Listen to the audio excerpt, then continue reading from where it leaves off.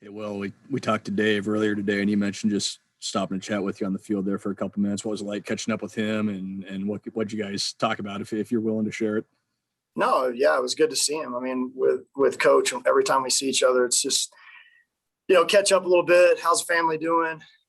Talk about our seasons a little bit, and he was just we're kind of talking about the ballpark a little bit, and just kind of about how their season went in the tournament and those type of things. So both watched each other's games a little bit this year, and just congratulated and just good to catch up. Good to see him. Evan. Hey, Will, I guess first of all, how much thought went into deciding to start Cade on Friday, or was there much dialogue in that? Yeah, our first initial thought was keep it the same. The most important game is the one right in front of you. That's the way we've played it all year long. And we've done that even in some of the pod matchups where maybe there was another matchup that could be played or something like that. We just, we feel like the most important game is the one that's in front of us. Keep these guys on normal rest. There was a bit of discussion just to make sure that we were dotting all our I's and crossing all our T's. But really, at the end of the day, we were all very convicted in the fact that we needed to keep Povich on Friday. I was going to ask you too. There are teams in your regional and kind of around the country this weekend that maybe have had to make roster adjustments because of what happened in conference tournaments last week.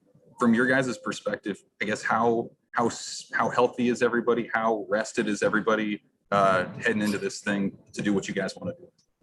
Yeah, I mean, everybody that you've seen that has played or been impactful on our team this year is available to play. So no issues that way. And one silver lining maybe playing less games this year. We haven't had midweek games. We didn't have a conference tournament.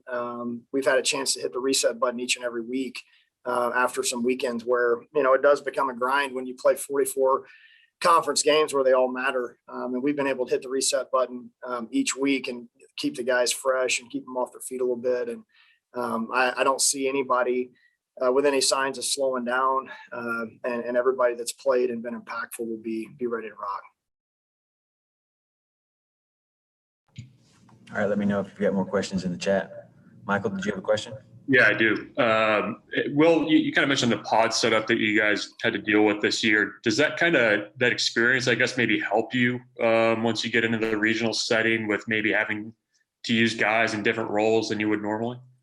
It could potentially. I think probably more than anything, it's just the knowing that you have scheduled doubleheaders as well at times where we've had some of the 4-game weekends, even in the non-pod settings, where you've got to use more pitchers. You've got to kind of manage yourself a little bit differently on the mound because of that. And maybe some guys get thrust into some situations that you wouldn't normally do so, good or bad. You've seen some of the good and the bad with that on those 4-game weekends. So I think it probably does nothing but help you. It probably honestly is counteracted by the fact that we didn't have midweek games. So, but in a confined number of games in a 3-day stretch, I would say that we probably will be able to lean on that a little bit just from having played more double headers this year than we ever have before and played more games in a short amount of time than we have ever before.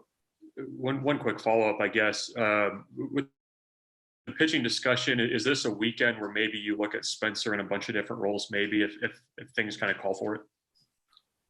No doubt. Yeah. I mean, he's been one of our best pitchers. So we need to maximize his innings over the course of the weekend. And whatever that scenario presents itself, he's ready for it.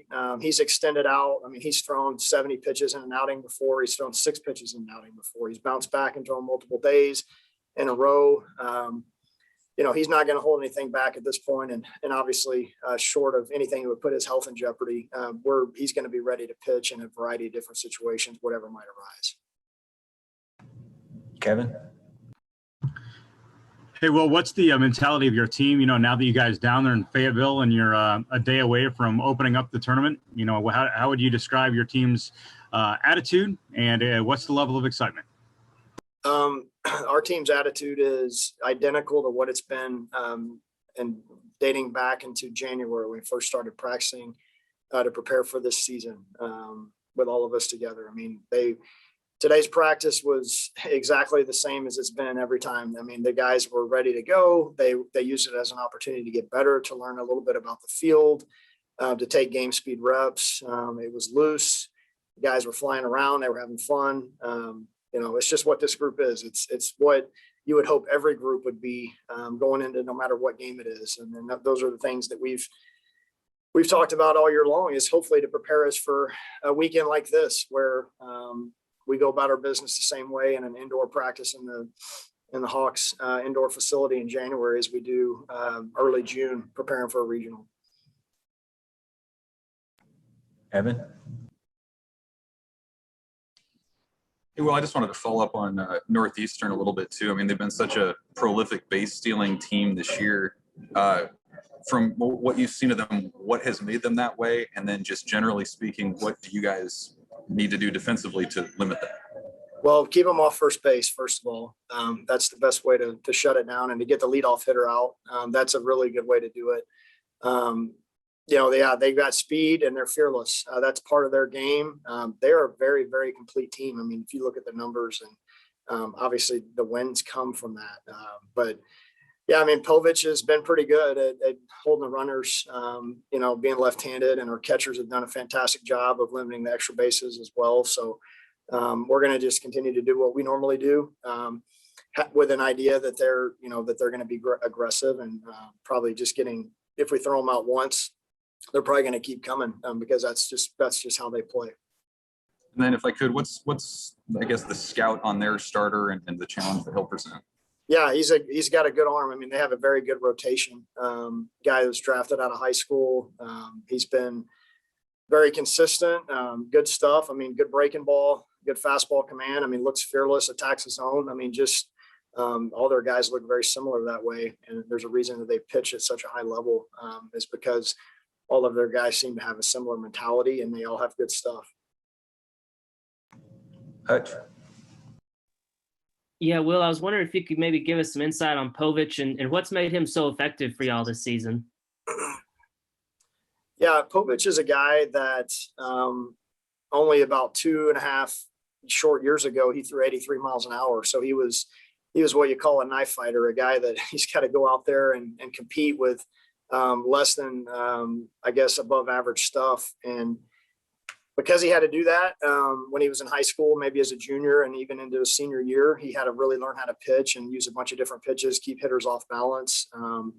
And as the time's gone along, he's continued to grow. He's probably grown about 4 inches in that time, and put on probably about 25 pounds. So naturally his velocity has gotten better.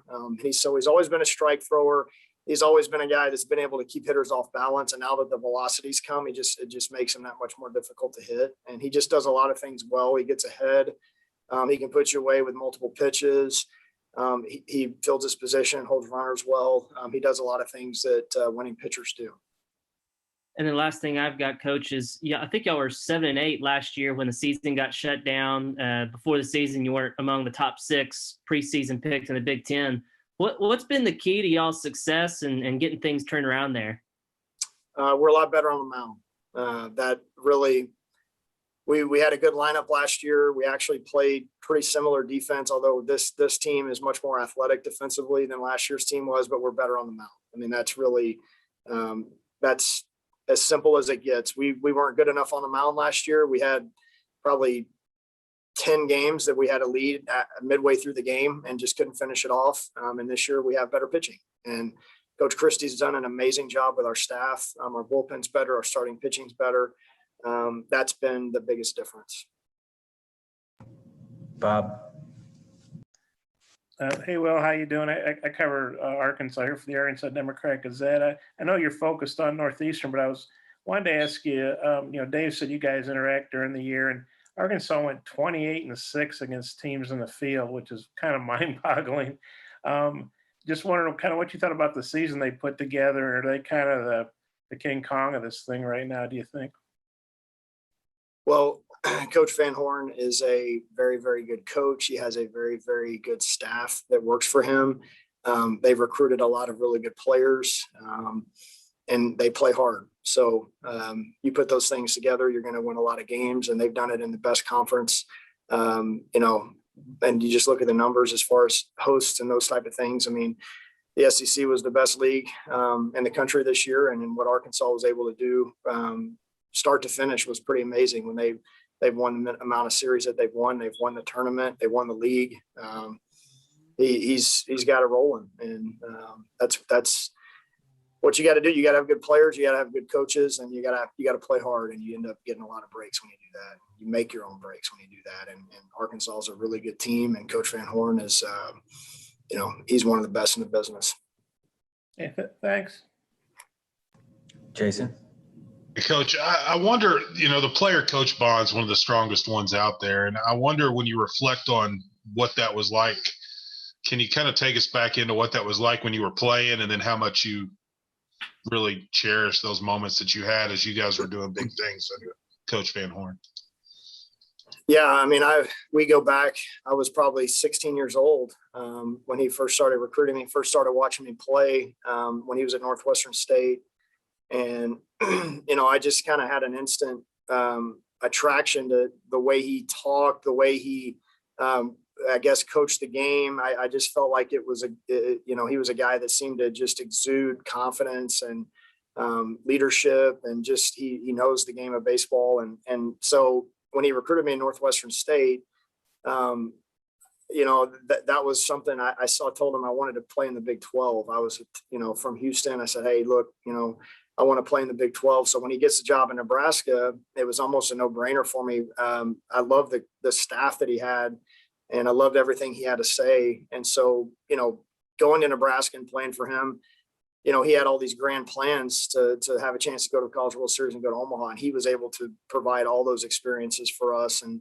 so, there was a point in time, I think my senior year, when we clinched to go to Omaha at home for the second year in a row. We're both kind of the last ones there in the ballpark. And I just kind of look at him like, we did it again, didn't we? And he's like, yeah, we did. He goes, we got a lot more games to play.